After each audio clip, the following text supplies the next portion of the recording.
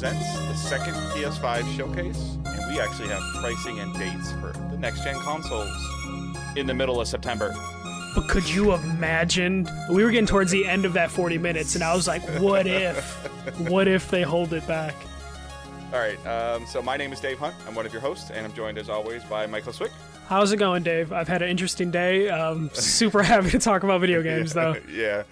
So we're going to recap the PS5. We're going to talk a little bit more about Xbox towards the end when we get into some of the pricing. But I don't want anybody to think that we're like favoring towards one console over the other. But as of right now, over the last 2 weeks, Microsoft has came out and said, here's our boxes, here's our prices, here's our date.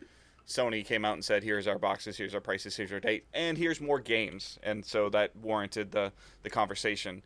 But it still will be a conversation about Xbox, as well as with pre-orders going live, and then the new GPU 3000 series pre-orders have been going live.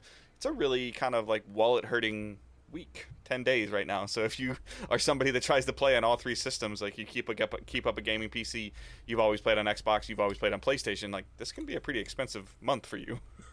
Very expensive. Yeah. So, but we are going to go over what we saw today during the PS5 showcase, about 40 minutes. We're recording this on the evening on Wednesday night of the showcase. Today is what, the 15th?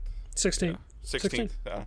Yeah, so today is the 16th. This show should be live on the 17th. And then again, depending on what order you listen to this, for episode 46 released this Thursday morning, the 17th, and this is releasing Thursday afternoon on the 17th. So some of the stuff, if you're listening to this first, some of the stuff we talked about in 46 might sound a little off, or vice versa.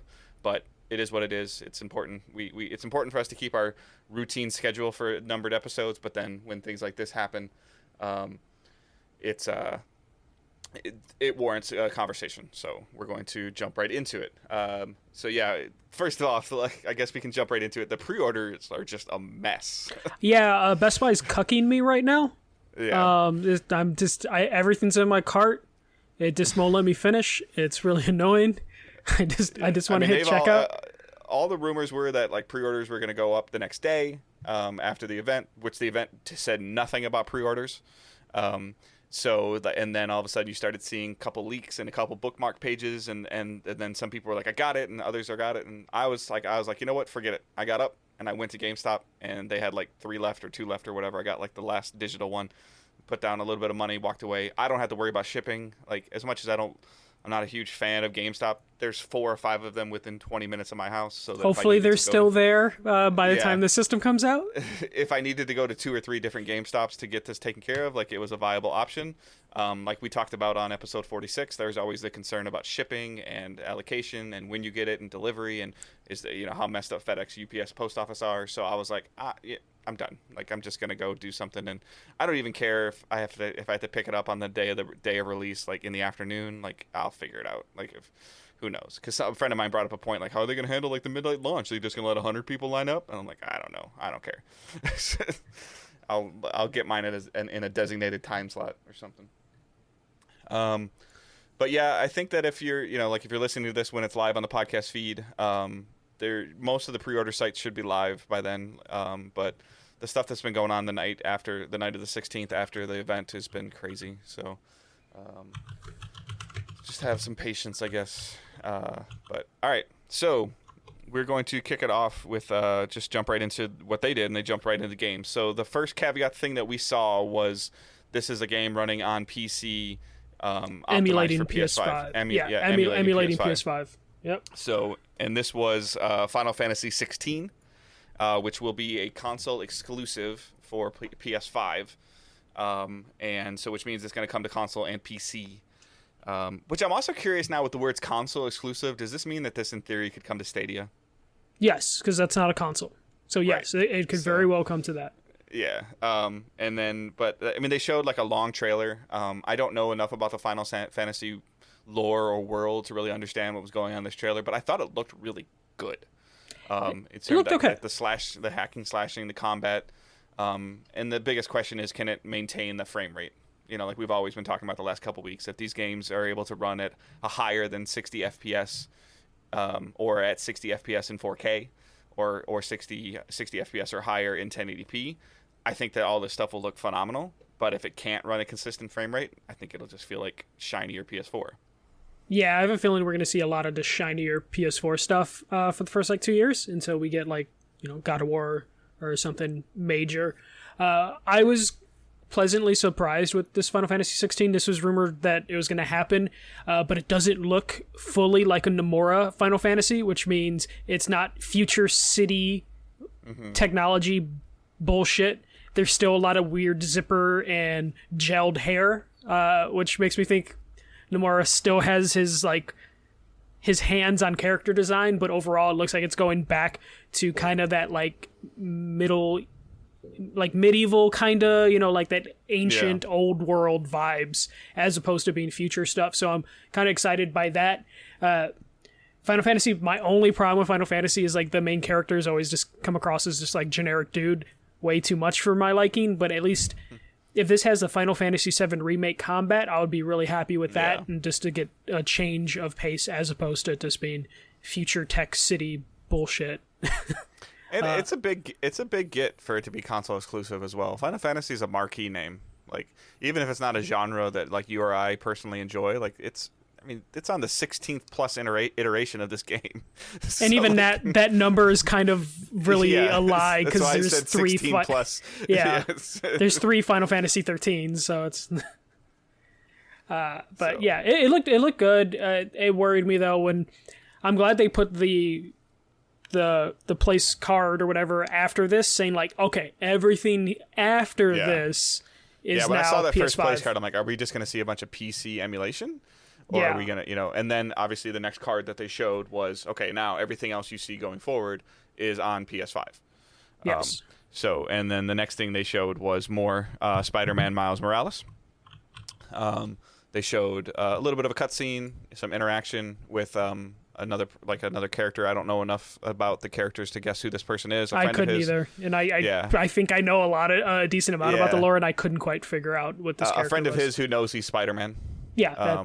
So then it shows them walking around Harlem, and then they cut to one of the producers for Spider-Man, and they talked about some of the stuff we knew already. This takes a year after the events of Spider-Man PS4, and then they started showing some of the security teams that they would be fighting against and the enemy that you're fighting against, and you just had a massive fight scene.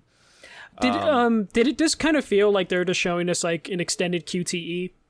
For me, like this game looks good because I love Spider-Man and it like visually looks fine, but at the end of it I'm like, there's little bits of actual control. Yeah, the end looked like an extended QTE, but the combat of him fighting against the other people before the bridge broke looked really good. Yeah, that definitely looked good, but I was a little my first question to you is maybe, and you just said you didn't know who the character was, so I don't know if you're going to answer this or not, but where is his electrical power coming from? Miles has like extra abilities that Spider-Man doesn't have, or that Peter Parker doesn't have. So Miles has invisibility, and he has some ability to shock characters. So Miles does have extra abilities that Peter Parker doesn't have. Every different iteration of Spider-Man has some sort of different ability. So that's where that is coming from. Okay. Yeah. Do you think that anything like happens to him in that fight scene where he gets that those tanks explode on him? Does that have any effect on? I know he did the electrical stuff before that happened, but does that look like it's early? Do you think that what we saw is very early on? Well, I mean, it's definitely, like they said, a year after.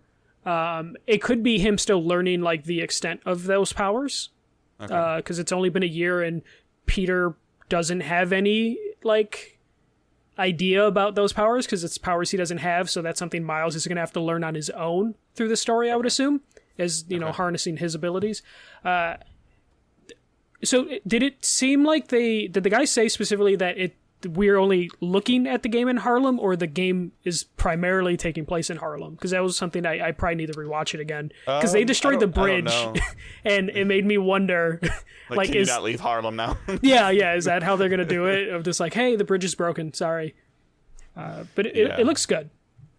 Yeah, I mean, it was impressive, the the cutscenes and the movement, and obviously when he's jumping from car to car, like you're not doing that, that's a cutscene. But the combat looked good. At the same time, it makes me want, because I still haven't started the Spider-Man PS4, and it makes me want to play that. But now knowing that what we know with the stuff that came out afterwards, where they're going to be a deluxe version of Spider-Man Miles Morales that has Spider-Man PS4 on it, remastered for PS5. I'm almost tempted to wait this close. It's because it's like, why don't I just get the better looking thing? So, So they said holiday 2020. And then it was confirmed to be a launch title, and it's going to cost $49.99 at the base, and the deluxe edition is $69.99. And that comes with Spider-Man PS4. Yeah, supposedly remastered. Yeah. So, whatever that means. And I don't know if you want to get into this now or not, but it's also coming to PS4. Yeah, we can get into it now. I thought that was like, when you texted to me, I'm like, what is your source? And then you're like, PlayStation Blog. And I was like, well, damn, that's against everything they have said about this whole build up to the PS5. Right. It's like everything you say here. Yeah, Jim Ryan said, we believe in generations. And he also actually has a quote that says PS5 games won't work on PS4. So now, I mean, the more I think about it is like, did they ever say that the Spider-Man Miles Morales is a PS5 game? Did they come out and say that? Not exactly, but comparing them to their competitor with Microsoft was very transparent with all of this from the start. And if they would have been running a trailer, it would have had Xbox One, Xbox Series, and Xbox Game Pass logos all over it. I mean, like, there's no misunderstanding of like, is this game coming to Series X? Is this game coming to Xbox One? Is this part of Game Pass? Is it not part of Game Pass? Like, that was always clear from the start. Yeah, it was always clear, and we'll just get into it now.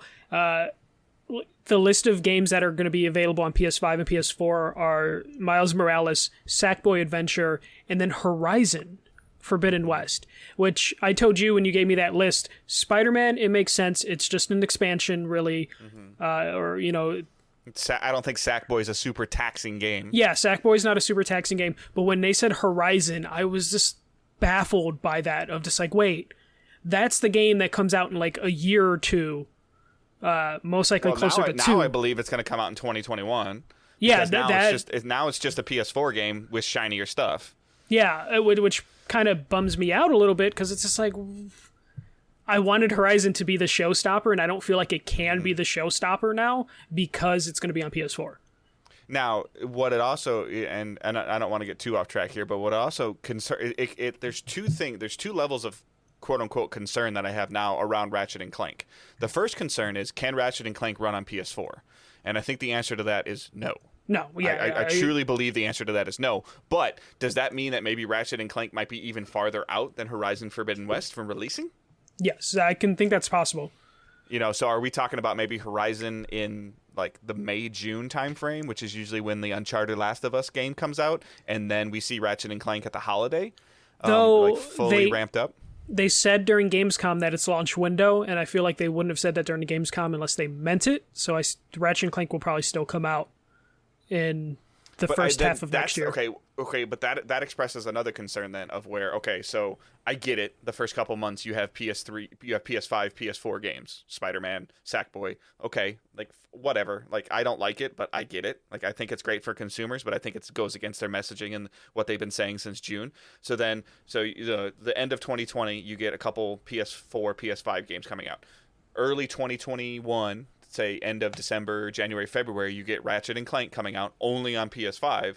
And then in the summer, you get Horizon coming out that's PS4, PS5. Yeah, I don't get it either. It doesn't make sense to me. But if we're going off what they've told us in the past, that is exactly what's going to happen. And that to me makes no sense. But it's until they confirm things, we can only speculate on like the logic behind that. What sucked too is that the main source after this event was Keighley. Jeff Keighley was the main source for saying this is a launch game. This is not a launch game. Blah blah blah blah blah. Like I felt like if you were not in the know to go to Twitter or go to the PlayStation blog after the show, you missed out on so much stuff, and you may or may not have been misled. Yeah, you could definitely see where people would just be confused on everything. I'm glad we're recording this like 4 or 5 hours after it's done, because then we got some of the clarification. Because if we were recording this afterwards, like immediately after hit record, there definitely would have been some confusion with it. We're still confused. Would have been breaking while we were recording. Yeah. So yeah, it's just it's an interesting decision, and I feel like it just goes in like like maybe you decided to change your messaging after June and all of the quote unquote positivity that Microsoft's been getting for this, but I honestly feel like this is September 16th and you were June 11th when you first announced these games. Like if you should have said it then. And if this decision was, I find it hard to believe that this decision was made in the last 90 days, because that's just not a shift in development that you can make. I don't think.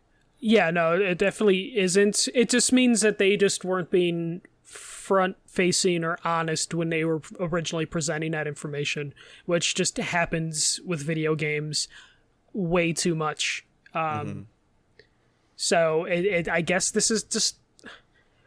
We're going to have to live in a world with the current Sony of find out more information after the press conference, or wait for Jeff Keighley to break news, because they don't have those personalities that they put on like for a pre-show or a post-show thing anymore. Like they don't have that ability to do that, and we're just going to have to deal with this, because it would have been great if there was like a real post show after this to just break down everything like they used to do, but it might just be difficult, though I feel like you could pre-record a post show. It doesn't have to be live, and just break down all the little details that were just kind of lost on Twitter or in press release emails and the PlayStation blog, which the PlayStation blog was breaking on me consistently for a good hour after this event.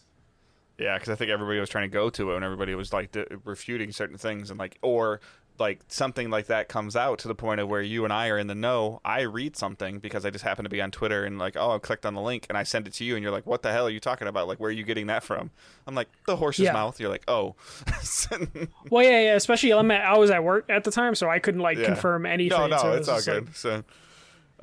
So then the next game they showed is from WB, and it's called Hogwarts Legacy. So I at first, even the second time I was watching this, I was watching it with my wife, and I said, "Oh, it's the Harry Potter game," and she's like, "Well, it's not the Harry Potter game. It's that universe, but it's both. It's Hogwarts and Harry Potter, right?" Well, it's the Potterverse, which is what you call that whole universe. That's their version of the MCU. So yeah, it's Hogwarts Legacy. It looks like you're actually creating your own character, and it's going to be an original story. I was kind of surprised that Sony included this in their thing, just because J.K. Rowling is a piece of shit. So it's definitely one of those things where it's just like, if you follow any Harry Potter stuff, or there's any Harry Potter fans in the chat or listening, they know the drama with J.K. Rowling. So, and the drama continues to go with J.K. Rowling. So I was kind of surprised to see it in the PlayStation event. I figured this would be something that Warner Brothers would kind of keep on the down low for a couple more months and hope J.K. Rowling shuts the fuck up. But I guess she won't shut up, so they just had to reveal this. It looks interesting. It looks good. It looks like a real Harry Potter game, which is something that Harry Potter fans have been wanting for a long, long time. So Down Up Destiny in the chat is just talking about because of J.K. Rowling, a lot of people are donating money to the Trevor Project or other LGBT communities and charities, just because they want to offset the fact that they want to support Harry Potter universe stuff, but also need to counterbalance that with something. Yeah. So the game looks good, but as soon as I saw the trailer, and as someone who just read the Harry Potter books this year, I want a good Harry Potter game. But damn, did J.K. Rowling just kind of bum me out? Because at the end, is she involved in the writing of this? No, but she still makes all the money from Harry Potter. So it's one of those things where if you're buying it, you're just adding to her bank account. It's such a bummer, because I got super excited watching this trailer. I'm like, hell yeah, this is what I want from a Harry Potter game, and then just remembering all of the garbage that comes with this franchise now is a bummer. So, I mean, it definitely looks cool. Do you think that there's going to be... I don't know enough about this, so if I flub this, I'm sorry, but do you think there's you're going to make different classes of wizards? Yeah, I think so. I think it's going to be create your own character. You'll... I saw different characters, so... Yeah, well, I'm hoping there's different houses that... in the Harry Potter universe, so each house has a different set of personality traits associated with that house. So I'm assuming that would kind of dictate your character's abilities and maybe dictate your story a little bit. Like if you pick Slytherin, you tend to be more evil. So there's my wife saw that. traits. She's like, maybe you pick between good and evil. I'm like, I don't know if you'd go that far. I was just saying that maybe one's more close combat, one's farther combat. Like, so.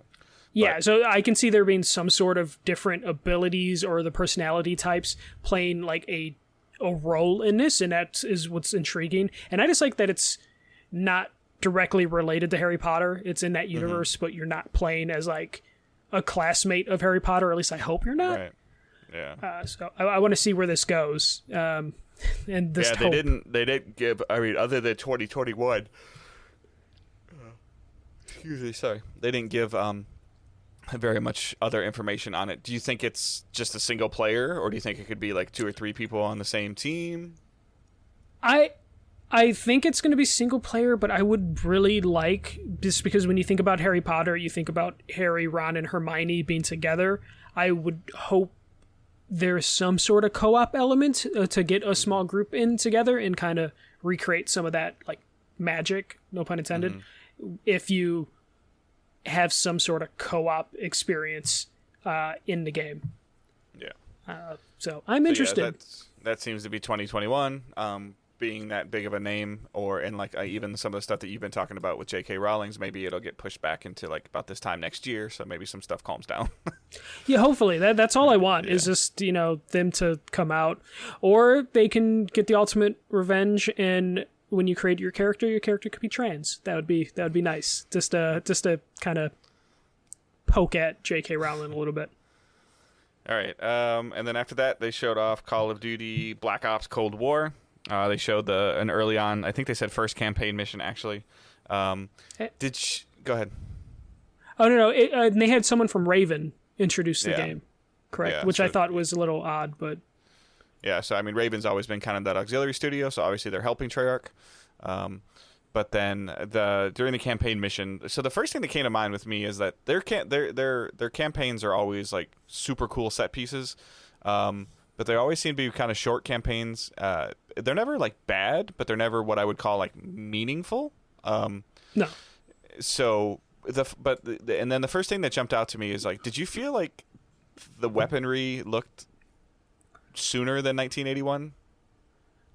I to be honest, I didn't pay that close attention to it. Just because as soon as I saw Call of Duty and then I saw them take out the little RC car, I'm just like, okay, Call of Duty. And just kind of like down up Destiny in the chat says Raven's making the campaign. Okay, that makes sense. That Raven's doing a campaign. It's just usually like Activision's a little quiet on like Raven helping in terms of they always just throw like the major names out there. Yeah, I just felt like there was a remote control car that they were using that, one, I thought went really, really, really, really fast, and two, just seemed to be a little bit more what I would not consider 1981, along with the style of the gun and the red sights. Like, I mean, I guess maybe I don't pay that much attention to it, and you obviously notice it if it's like that's not a World War II style weapon or a World War I style weapon, and now this is only like 40 years ago, so it's probably pretty close. But I mean, that was the first thing that jumped out to me. But I mean, that's not like it's a big deal. Like, I really care, but it looked good. I think the biggest news is that there is an alpha this weekend. Yeah, the alpha for everyone on PlayStation. So yeah, the 18th to the 20th. Stuff. So yeah, you can preload it. So whenever you're listening to this, you can probably just fire it up on your phone. If your phone's connected to your PlayStation, just preload it, and then you can do that. So I still can't pre-order my PS5. I keep clicking checkout when I can, and nothing. I don't think I'm getting it. Yeah, you'll figure it out. So. And then they showed off Resident Evil 8 or Village Resident Evil. Again with a 2021 time frame. Obviously, they're going more towards the Biohazard Resident Evil 7 mantra of horror, which seemed to work really well. Resident Evil 7 sold really, really well. It just doesn't interest me even the slightest. Yeah, I'm just too much of a chicken for it. And I guess the big thing with this is they tease the shopkeeper in the game. I said the same thing when my wife and son were watching it with me, and I'm like, there's probably some massive Resident Evil fans that are watching this trailer and are seeing some of the smallest things in the world that they're like, oh, that's a tease for that, and I don't have any idea what they're talking about. Yeah, I'm out of the loop but I know the shopkeeper from Resident Evil 4, and I'm just like, are they reintroducing like the shopkeeper in this new game? It looked good. The scenes and stuff that they're showing look good. For some reason, I kept thinking I got like a Tim Burton Nightmare Before Christmas kind of feel to it on some of the scenes they were showing. Dude, I like when they were showing that, I looked away the first time when I was like, oh, it's just Resident Evil 8, and I looked away, and then I saw that child scene, right? Yeah, the storybook thing, and I was like, oh shit, what is this game? And then it turned back into Resident Evil, and I got kind of disappointed. Like, I wanted to see more of that, because it almost reminded me of the stuff that EA showed during EA Play, with like some of their cool little side-scrolling games that they were making. So I was just like, damn, what is that game? And then it was just more Resident Evil, and I was like, I'm too chicken shit to play Resident Evil games, so... Yeah, and then they showed Deathloop, Quarter 2, 2021. They kind of explained the story, I guess, a little bit more. So I'm going to tell you what I think is happening in this game, and I want to tell me if you get the same vibe. So it appears that you're being hunted by one primary assassin, and you are an assassin who is hunting 8 other targets. Yes. You are stuck in a time loop. I'm guessing it's a 24-hour time loop or less. Or more. Maybe it's a 24 or 48-hour time loop. I feel like you're going to have to play through each of the 8 targets to determine certain activities that are happening, and then repeat these activities and do them in a particular order based on the information that you've collected. Yeah, and if you die, you have to do the whole thing over again potentially. That's what I got from it. Yes, it's a one and done thing. So I feel like these 8 target quote unquote missions might be 15 or 20-minute missions. So you might be able to like sit down and play through this entire game maybe in like 2 hours if you do it like 100% correctly. Kind of like a shorter, Rogue Legacy style, maybe Dead Cell style, where you can keep going through and then you learn something and I can't turn that corner because I died. Yeah, or find more secrets and Easter eggs and stuff like that by taking different routes. You trigger an activity that you see that your target go to a different point. And you're like, okay, if I do that and do this, these 2 targets are in the same spot. Because it was talking about that guy's experiment, and he stopped his experiment, which meant he went to the party, which meant he was able to kill 2 targets at the party, like the 2 birds with 1 stone thing.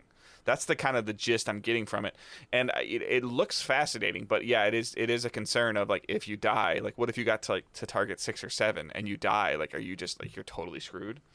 Yeah, that is my only concern. I'm patiently waiting for them to explain all of that, which they might have done already, and I've just been oblivious to it. Well, this was initially supposed to be a launch window thing in June, and then we heard from Bethesda that it was being delayed, and then now they just say Quarter 2, 2021. It was supposed to be like a launch window title when they first showed it.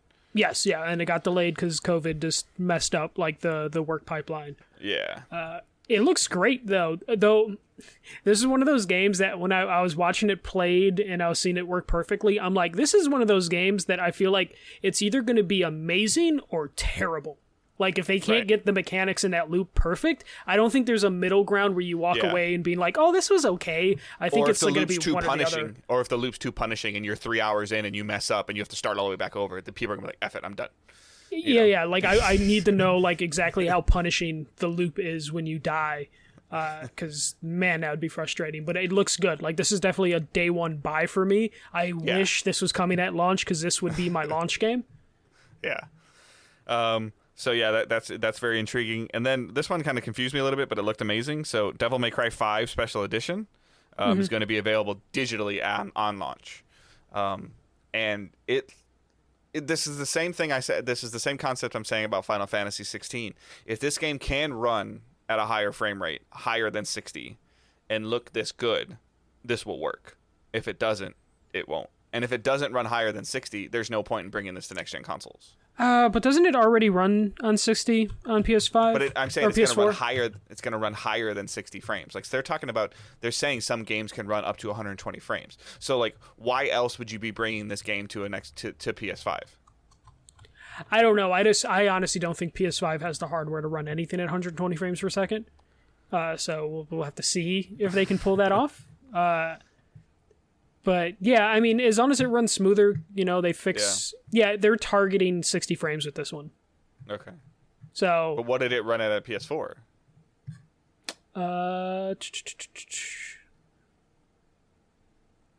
don't know. But So it looks like they're targeting 4K 30 frames per second, and then they're giving a 1080p 60 frames per second thing. So something tells me the frame rate was choppy on a PS4. Okay. Because it looks like they're still trying to target 4K 30, and then they're trying to do 1080 60, which means it wasn't capable of doing those numbers on the PS4. Yeah, I'll have to talk to Johnny as a boy, because I know he loves these games, so he'll be able to tell me more or less if it's at what frame rate it was running at and how good or bad the frame rate was. Yeah. And then the next game they showed was Oddworld Soulstorm. They gave no date on this. This is the Abe's Odyssey style game. This is one of those games that I look at and it's like, okay, like maybe this is really showing the power of the PS5 because you're getting more action from the foreground and the background, and then instead of it just being like a boring side scroller that you're like moving a lot of things around and there's going to be a lot more action going on, and then the world feels more alive because it kind of rotates with you. Like it showed them like turning a corner and then the camera moving. It showed some stuff happening from the far background, like interfering with the foreground. But it looks like an Oddworld game. That's my takeaway from it too, is just I like the Oddworld games, but then every time they make a new one, I just wonder why they're making a new one. I just always get a Lemmings feel from these games. I just kind of I've played like I think all of them, but I haven't finished any of them because it's just like after a while I'm just like, okay, and I put it back on the shelf or the digital shelf. And just walk away from it. It seems weird that Oddworld was featured in this, Yeah. And again, no, especially with no date. Like again, this would be something like another check mark in the box of like, here's an Oddworld game at launch, like just another thing to have as of a game library, but we don't have a date for it, so that's just a little weird. Mm-hmm. And then they did a Five Nights at Freddy security breach. I don't understand this franchise. So like how I was saying with Oddworld, I'm more confused by how Five Nights at Freddy, I know it's super popular, it's in the toy aisles, people love this franchise, but how this gets into the PlayStation 5 event before the console launch is just, I don't know. No date. No, not even a 2021 placard, nothing. It just was like Five Nights at Freddy security breach. Black screen.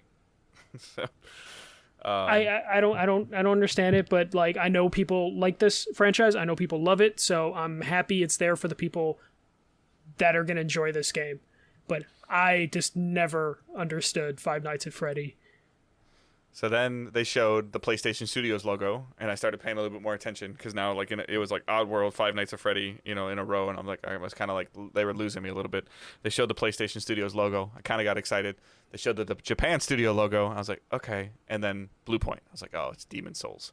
I was like, okay. Which is fine. Like it looks amazing. I don't think it's a remake warrants $70 price tag, and it being your marquee title at launch. I think it's a big game though. This is something that the fans want. This is something that it's a big deal, and it's something people have wanted for a very long time. So I think this is a big deal. That it's a big deal, but it's amazing to me that this is $70. That's just how much games cost now. But it's a remake. It's how much games cost now. It's a full remake, though. It's not a I get it. Here's a higher resolution Mario bullshit. And it looked great. Like everything that they showed looked amazing. I don't know. Again, I don't have anything to compare it to, but like him transitioning from the rooms with the fog, that was super fast. So I mean, it seemed like everybody was really excited about it. This seems to be on the top of people's list since they saw it in June. It's like you said, it's been something that's wanted and warranted, but.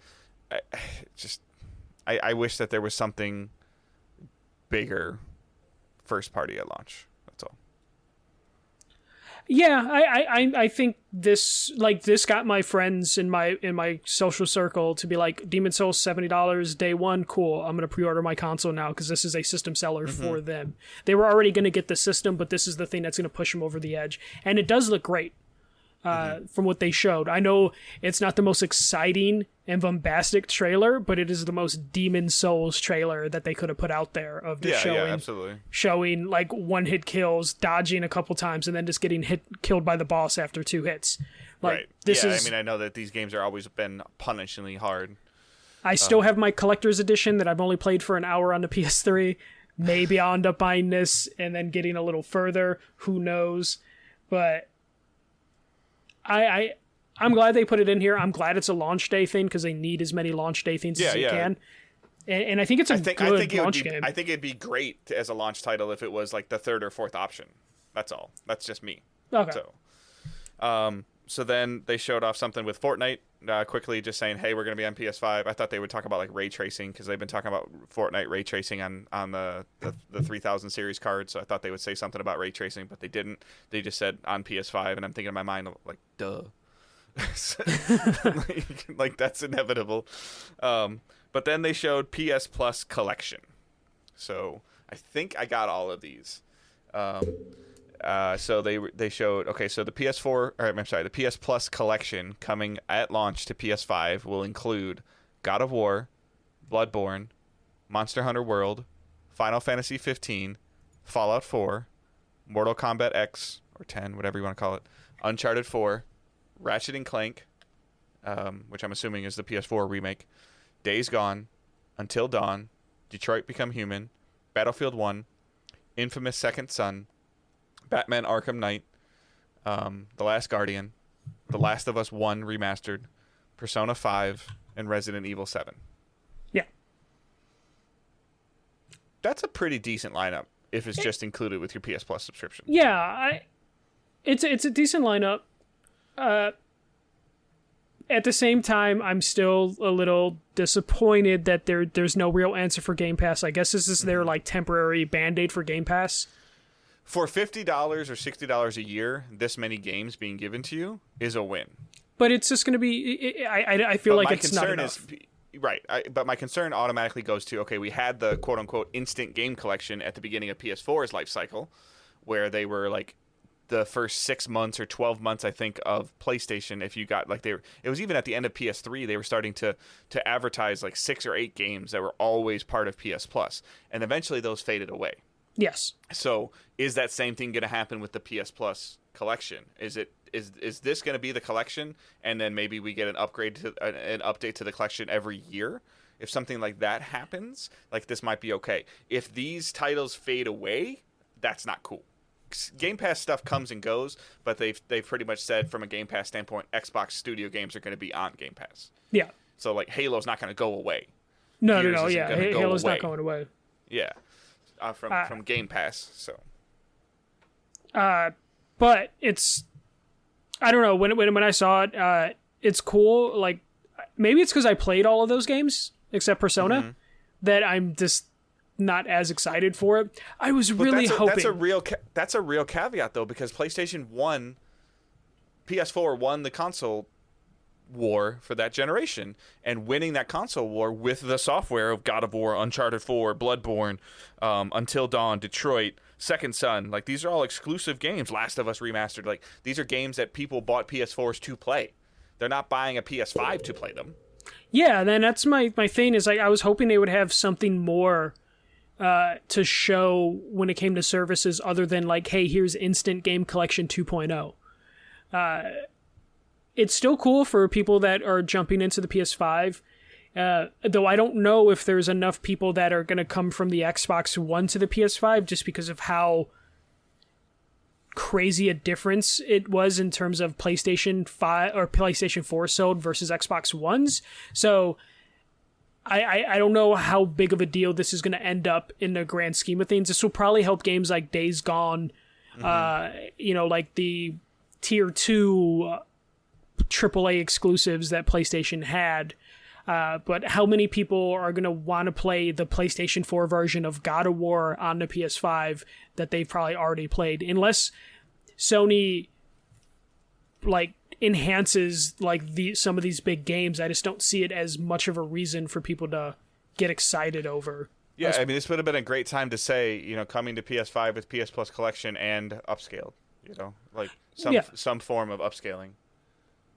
But sadly, there was no upscale or anything with it, so I will see more about this collection. It's a decent lineup of games. I was just hoping we would get something related to PlayStation Now, and just finally just get those services in, as opposed to being like, hey, here's the games running on PS4.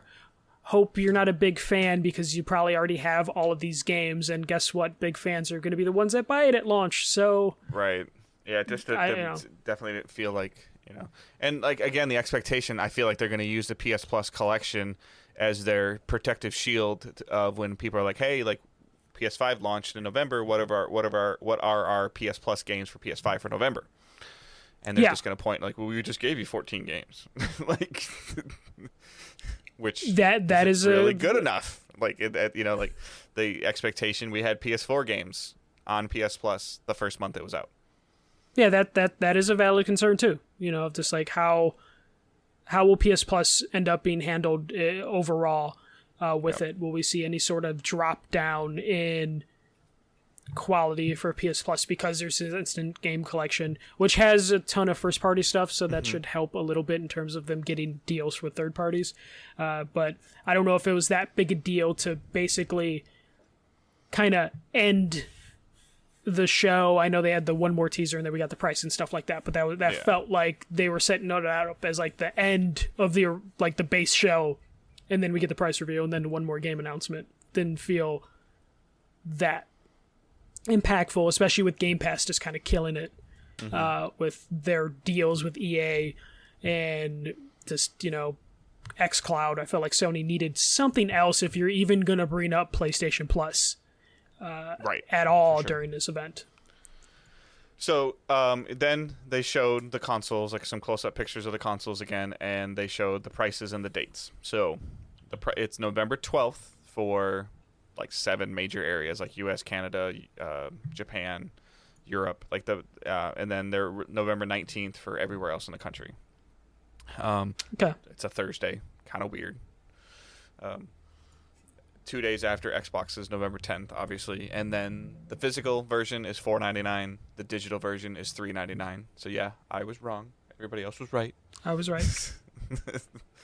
Because you just went with the majority. No, I most people were saying $50 off. I was like, no, it's gonna be $100. Yeah.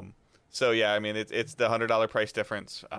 And then I saw some picture today, and I think that they clarified it later, but that the hard drive specs on the digital console were unknown.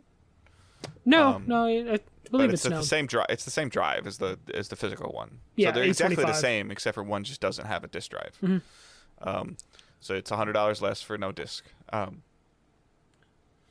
So the and then after that they showed a God of War Ragnarok teaser, and they said 2021.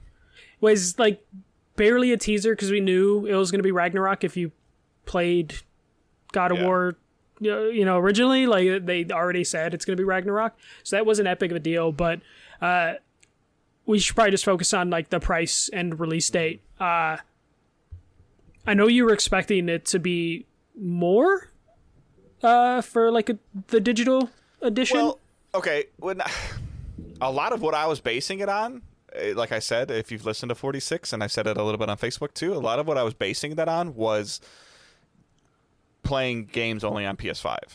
Yeah. And that's not entirely the case now. Yeah. Because it was going to be experiences only on PS5. If Horizon's going to come to PS4, Spider-Man Miles Morales is going to come to PS4, Sackboy is going to come to PS4.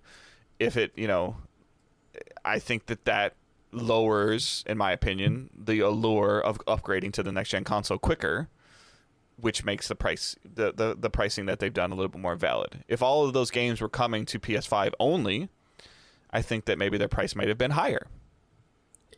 Yeah, I don't. So I feel like now that we saw the price, the only game of chicken I think Sony was playing was with the digital edition, because they knew like the Lockhart was real, and they were probably super worried about what Lockhart was going to be priced at. So as soon as the Xbox Series X was or Xbox Series S was revealed, that kind of changed their game plan. But they also were probably relieved to find out that it is like a way less powerful machine. Mm-hmm. So then that basically made their game plan for like, okay, with our digital edition one, instead of $50 difference, we're going to do a $100 difference. We're going to take a bigger hit on this one and make it up with digital sales, which is going to be, the big thing for them, especially as digital keeps growing. I think they always planned for it to be $500, and they were just waiting for Microsoft to make their claim so then it can get away with $500. They were just wondering if Microsoft would do anything crazy and go under $500. And then as soon as Microsoft said $500, they probably were like, oh, thank God. And then mark that price down. Sony does get the banner that says 4K gaming starting at $399.99. Like, they get that banner. Xbox can't say that. Kind of, but they can say it with an asterisk of like games can be upscaled to 4K at right. Or 300. Sony can say true 4K gaming $399.99 or whatever, however they want to spin it. The full PlayStation experience minus discs at $399. So, yeah, go ahead. So then we also got other prices. So the controllers are going to cost $70. So increase in price, but not bad. I was expecting them to go Joy-Con $80. Right. The Pulse headset is going to be $100. These are U.S. prices. Canada's more expensive. The new camera is going to be $60, which I think is a standard price the cameras have always been. Seems to be. I want to say PS4 was like $50, but yeah. The media remote $30, which sounds about right. The DualSense. That's supposed to have direct buttons too, to like the Roku remotes have. Like yeah, Netflix it's like Disney Plus, Netflix, Disney Plus, YouTube. Yeah. And then the DualSense charging station is $30, but who cares about that? But first party games are gonna be $70. They're gonna be $69.99, which I think between 2K saying that, and I think we got a confirmation on a couple other games are gonna be $69.99. That's just this is the future. I know, Dave, you're in the same boat as me where we agree that the prices, it's been a long time coming for video game prices to increase, so I don't think either one of us are upset. I mean, we don't want to spend extra money, but we understand why. I get it. It makes me a little bit more concerned about Miles Morales being $50. Mm-hmm. Like in terms of what we were talking about, like the Lost Legacy style is the $50 PS5 game, the new $40 PS4 game. Which again puts it more in the Lost Legacy world, like which is what we've been expecting. So that does concern me a little bit more, but not to a crazy extent of like it looks like it's going to be a cool experience. Then the controller is not bad. Like that's if it does all the DualShock 4s are $59 or $64 right now, especially like for the special limited edition color, they're $64.99. And they don't nearly have the tech in it that the DualSense will have. It appears the DualSense should have a whole bunch of more tech in it that people may or may not use. The lack of they talk about the camera, but I would we know that the current camera will work with a dongle, and then the not even addressing VR at all 2 months from launch 2 months from launch is a little odd, like not even talking about it or showing a single game for VR, whether it is a PS4 to PS5 game. I think that is a little weird, especially with that would be the primary use for the camera, unless you need the camera for Astrobot. No, I think Astrobot is built around the controller. Yeah, and that's preloaded on your consoles. Like that's again, that's something that I think they're missing as well. Even with the little logo on the corner of the screen when they show it includes Astrobot, because they at least have a game for you to play. And then I mean we can talk about it right now. I feel like I think you're different than I am right now. I feel like their launch library of PS5 exclusive games that you can only play on PS5 is terrible.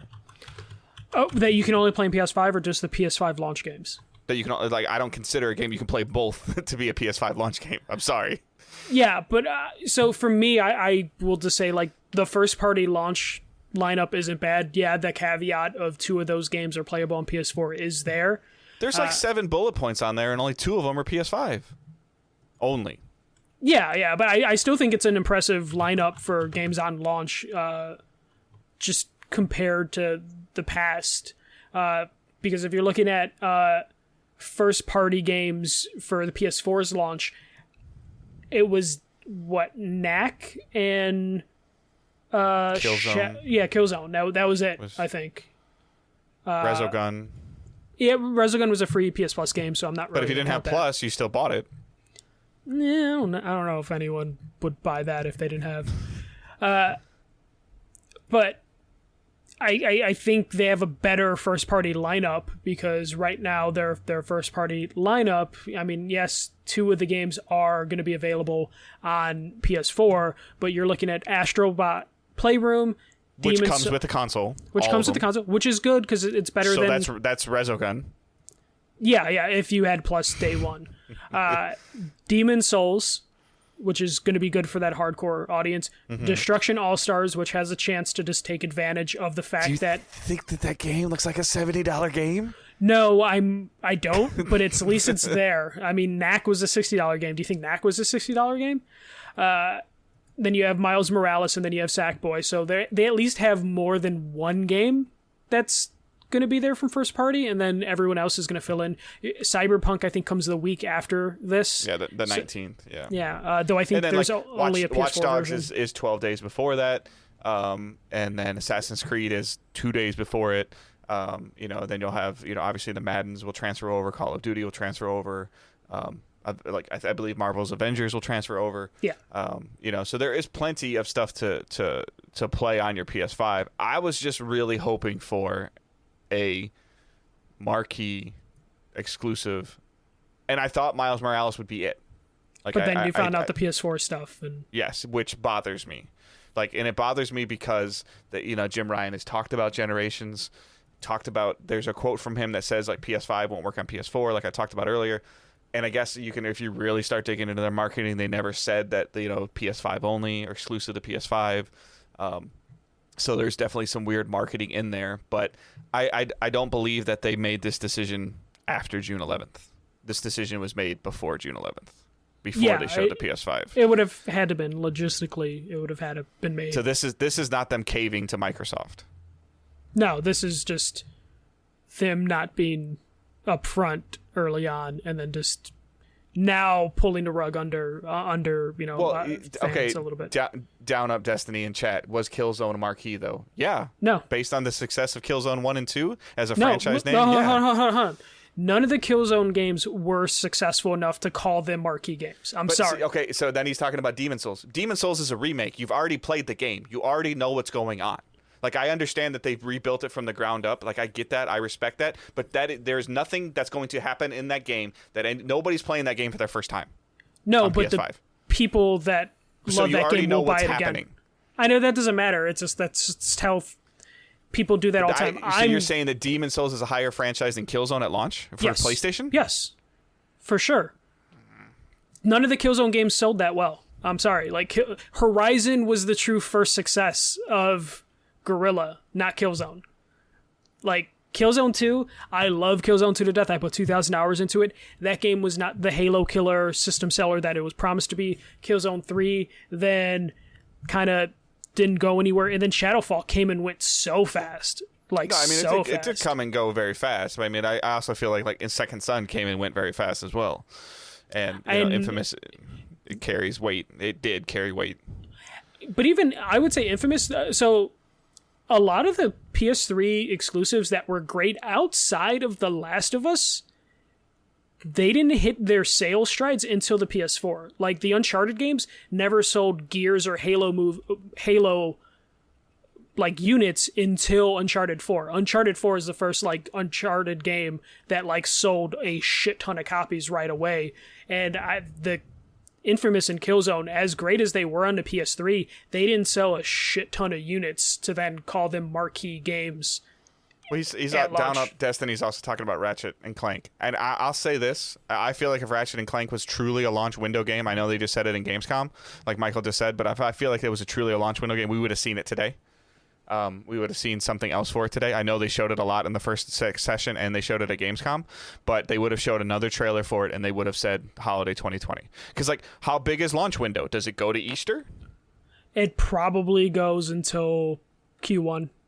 like March. So that's what, March? Like that's Yeah. I mean, that's It's 5 gonna be months 6 after the months. console's out. Yeah, no, I feel like Nintendo kind of established like the extended launch window, because Nintendo is notorious for doing that, of just like, yeah, this will come at launch. It's like, when? February. And so you're just kind of confused by that, when they do that. So like launch window is Q1, so end of March.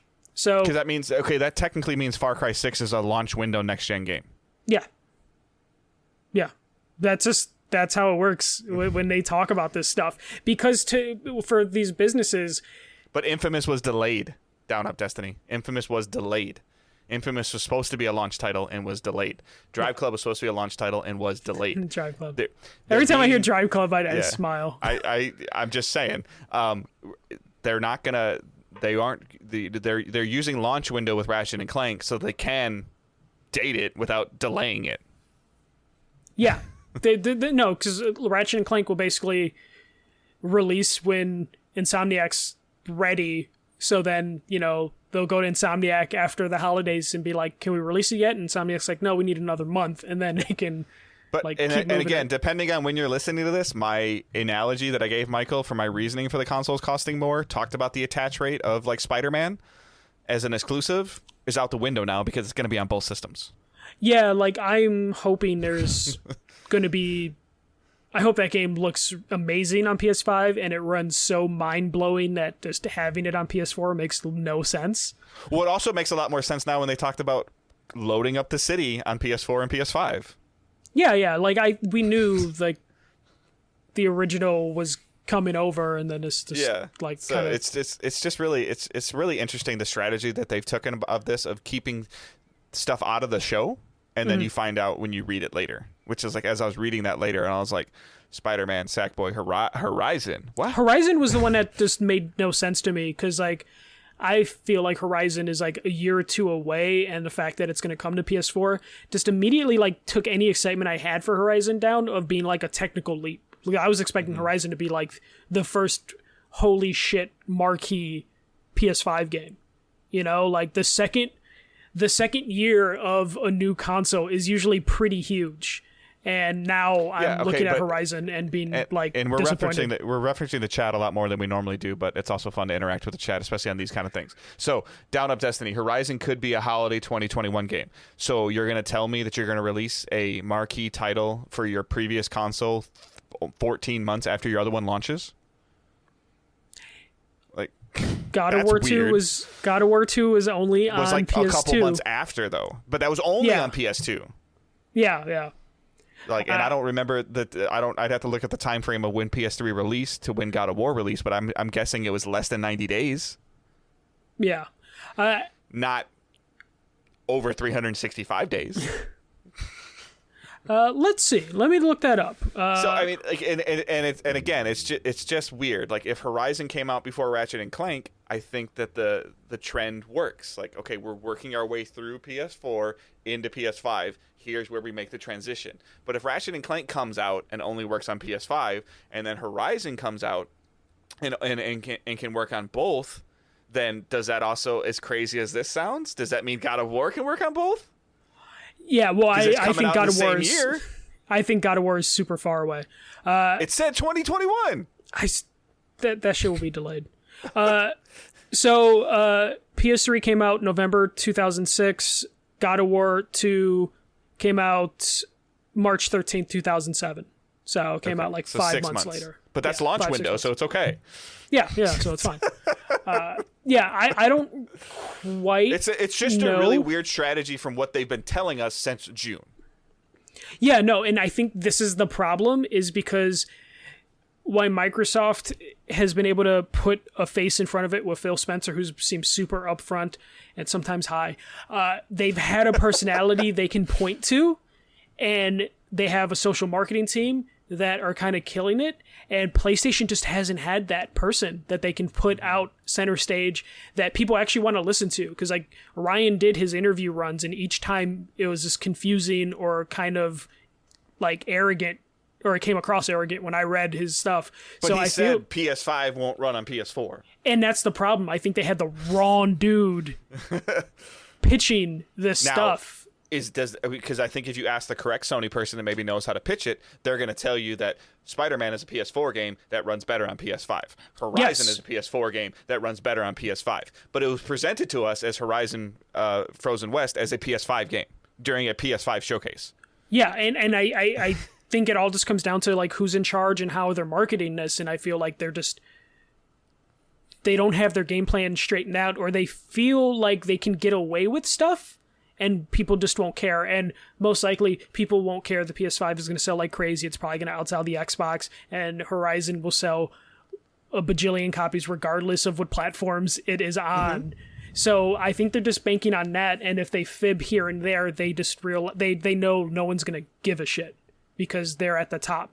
And it's a very dangerous game to play because eventually you will lose interest in the community, or people will lose interest or become untrusting of your marketing. Just now, let me be clear, though. Is this good for the consumer? Yes. Is this good for games? Yes. Does this mean that you maybe don't feel obligated to spend $500 on a new next-gen console, whatever console you choose to buy? Yes, because do you want to still have your Spider-Man experience on PS4 and you probably be okay? Yes. Horizon is a great franchise for you to be able to play and not to have to worry about the barrier of entry of a $400 or $500 console. I like all of that. Just like I've said, I've liked all of what Microsoft is doing with what they're doing with next gen. I also feel like it will 100% hold back the ability for Miles Morales to be an amazing game, and it will be holding back Horizon to be an amazing game as well in terms of what it could do on the PS5 solely. And I don't like the marketing and the image that was presented from PlayStation since the middle of June. Ultimately, like, it's great for gaming, and I'm glad that, you know, if my son doesn't want to play on the PS5 or doesn't want to buy his PS5 in November, he can still continue his Spider-Man story with Miles Morales, and he doesn't have to worry about it. Maybe he won't even know that there's supposed to be faster loading times. But the image and the marketing that you presented to it is very contrary to what you said in your PlayStation blog after your second PS5 showcase. And I wonder why. I guess they didn't want to just have Cerny out all the time. I feel like Cerny would have been a better representation, though he added his own confusion to things with that GDC stuff. That's been my whole problem with how PlayStation's handled this, is just they haven't been straightforward with all the little details. They don't have the Atom Boys, the Shoe, and the Jack Tretton. Yeah. Or the Geo.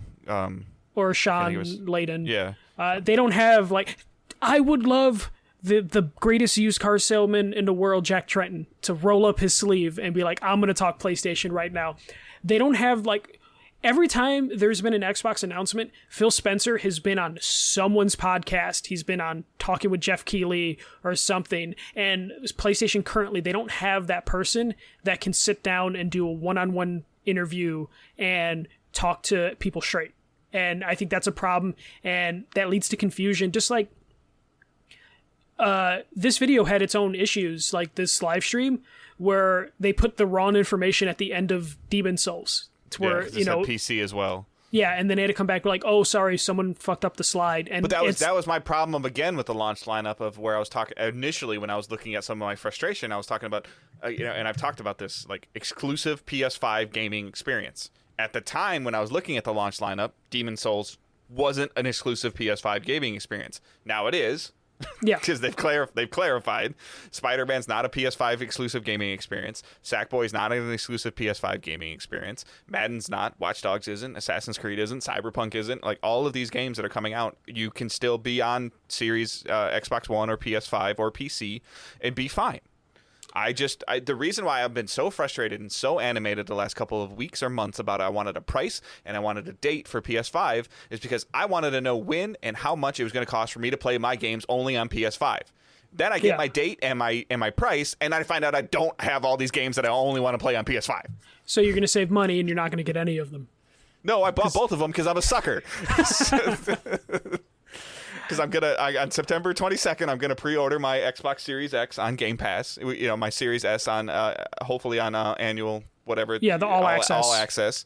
And I'll have within 2 days, I will have 2 next gen consoles in my house, and I'll have a wife that probably hates me. Yeah. It's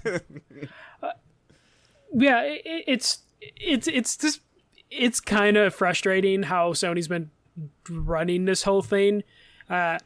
And as I'm frustrated, just like people you, need to stop using the pandemic as a reason to change your marketing strategy.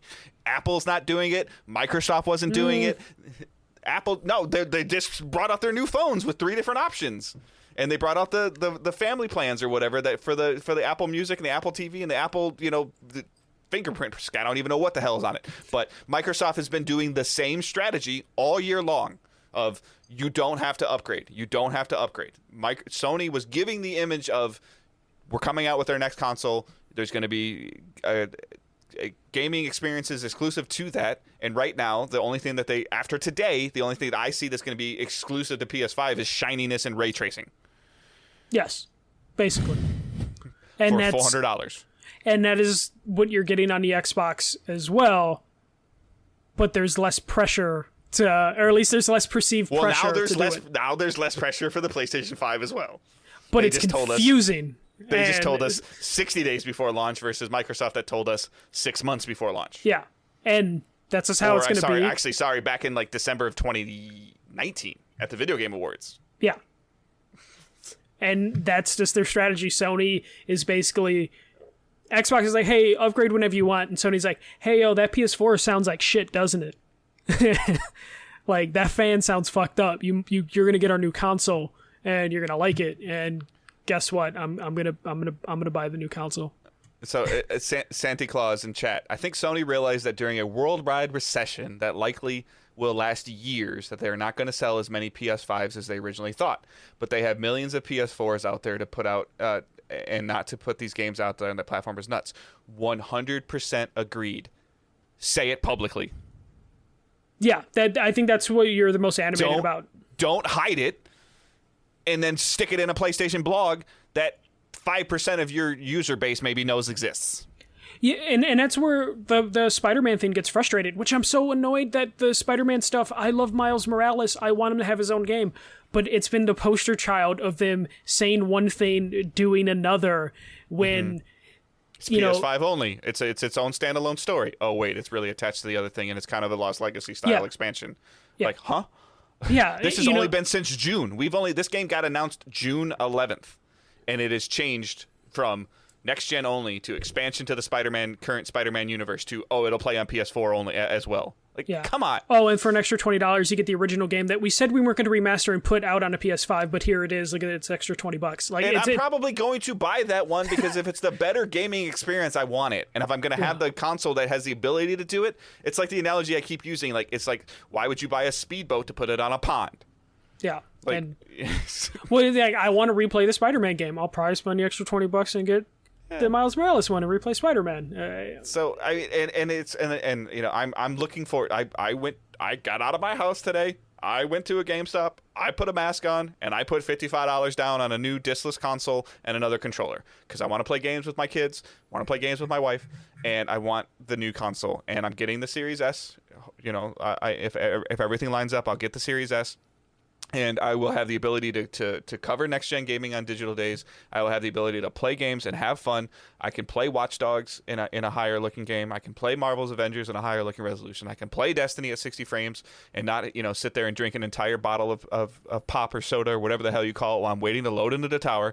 I can do all that stuff on my fancy new piece of hardware. That's fine. I'm on board. I'm 100% behind it. I'm very, very frustrated with Sony right now because I thought that I was going to get a machine that I needed to be able to play certain games, and to find out today that that's not the case agitated me. Clearly, you've been very agitated about this console launch. Dave, you've been saying it a lot. It is what it is. We're both suckers. We're both going to buy it day one. We're both probably going to end up with an Xbox Series X. And I'm just excited that we got the release date. I already marked the days off with my work. And now it's just a matter of like, will I actually get a console? Because Best Buy just took it out of my cart. So I'm probably not going to get it from Best Buy. So I'm going to be on my porch release day waiting for Amazon to ship it because the package thieves are going to be in full force that day. That week. Yeah, so I'm going to just be on my porch for 2 days just waiting for the delivery man. But yeah, I think we're ready to wrap this up, right, Dave? Like, I think we've talked this to death. We got price. We got release date. Yeah, it was just annoying to me. That's all. It's just the marketing and the stuff being hit. Every time Sony has a press conference or an event, there always seems to be more stuff happening after the event. It's almost like you should just, like you said, just if the event airs at 3 o'clock or 4 o'clock in the afternoon, just watch it at like 10 o'clock at night. It'll be better because you'll have a better understanding of what's going on. You'll have all the press releases and all that stuff just to clarify. I'm just waiting for them to put more asterisks, like live annotation asterisks in their videos of just like, well, here's the truth. Click on this, and then you can get like the actual details. God, it would almost be better if they would have marketing like better on PlayStation, like the Xbox does, just so you can know like what you're getting for some of these games. Yeah. So all right. So yeah, we're almost at a regular podcast episode at this point in time. Yeah. So we're gonna wrap it up. Again, please, feedback is always appreciated. If I am pushing too hard, if you guys like I've gotten a little bit of feedback sometimes where you guys think that I maybe have been a little bit overly animated the last couple weeks. Please let me know. If it's something that's turning you off, let me know. What if it's turning them on, Dave? Well, I mean, I like to have a good conversation. I don't want us to sit here, Michael and I, to go, yeah, I agree. That's cool. Okay, that's interesting. Like, I like to try to have a conversation, a back and forth. I love, same thing with chat. Like, even when we're, I'm playing a game, interacting with chat. Like, that's kind of the gist of what we try to do here. I don't want us to sit here and be like, oh, let's just go by everything that Sony does is great. Everything that Microsoft does is great. Both of these companies have made catastrophic mistakes during this console launch that, or catastrophic.